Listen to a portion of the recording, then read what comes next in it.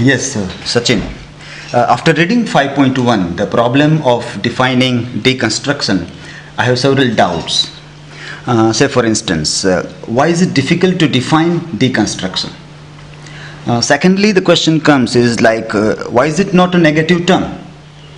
And the third point is like, how does deconstruction happen on its own?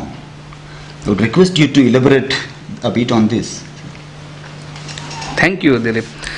It's a very pertinent and important question, and often students are at loss when they try to grapple with the definition of term deconstruction. One very important question which Derrida is asking throughout his entire career is whether it is possible to define something once and for all, rigorously, and whether and what are its limits. To what extent can you define something? So that becomes a kind of basic question which Derrida is asking. And keeping that in mind, the term that he uses, deconstruction, he refuses to define it, saying that like all other terms that we use in philosophy or literary criticism for that matter, even deconstruction cannot be once and for all finally defined.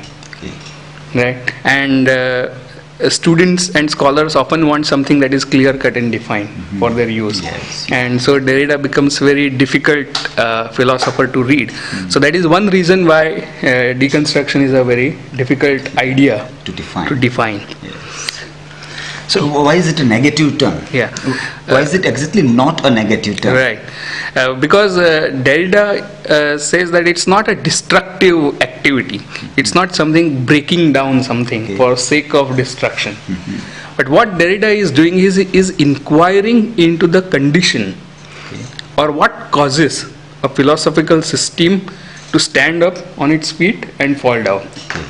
So what are the conditions which make a philosophical or intellectual system possible? So he is inquiring into the foundations and is also inquiring into the condition of why something cannot be defined.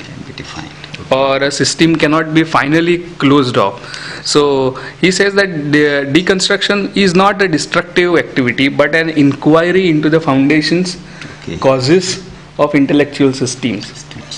So that is one reason why it's not a negative operation.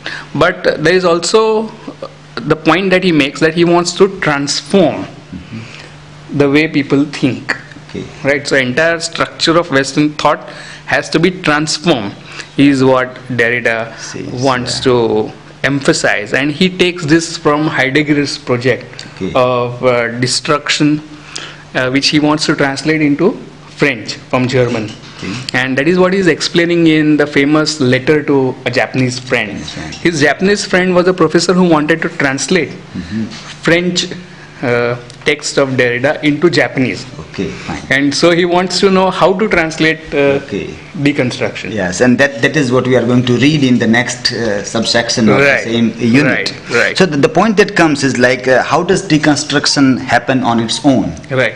So once you consider that it's not a destruction, but an inquiry into the limits of a philosophical system, its coherence, then we see that the conditions which produce a philosophical system are the same conditions which are putting a limit to it. Now all this is very abstract, and that is one reason why students will have great difficulty in understanding this.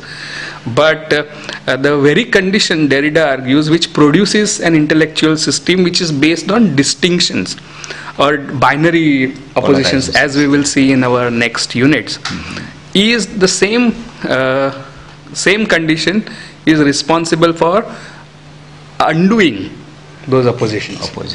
Right? And the term that he uses for this condition is difference, as we speak in French.